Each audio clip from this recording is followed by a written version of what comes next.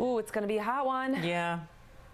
It's going to be really hot out there, so I just warn you right now, even the coastal locations will be hot. We will be breaking records across the county this weekend, and we are going to start to notice that warm up soon as we get into the afternoon today. Right now, though, a little bit of a different story out there because we do have enough in the way of cloud cover that's created some patchy dense fog. So let's just get to current visibility, and just in case you're leaving the house here soon and you may be driving through this. So we're down to about a third of a mile of visibility right now in Fallbrook, about half a mile or so in Otay Mesa. Be careful out there. Matt Woodson, we're looking off to the east. No clouds over Ramona this morning, but a little sliver of first light that we all get to enjoy. Happy Friday, by the way, to you and yours.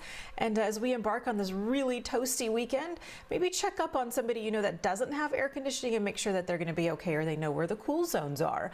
60s at the beaches right now, and we're in the 50s and 60s inland, but we are going to tack on at least 30 degrees to maybe even as much as 35 to some of these numbers as we cruise into the afternoon. We are under an excessive heat warning for the entire county from tonight, I should say this morning for some locations, and then tomorrow morning for other locations all the way through Monday night. Now here's where things get tricky. Fire weather watch also in place for the inland and mountain areas because we have a strong offshore flow, which will expect to kick up some dry, gusty winds out there. You know, the Santa Ana winds. It feels weird talking about that in the early part of September. We always talk about Santa Ana winds usually in October, November, sometimes December, but it looks like we're getting a jump start on this here. Low humidity levels, so dry, hot, and windy out there. So of course the fire concerns are elevated.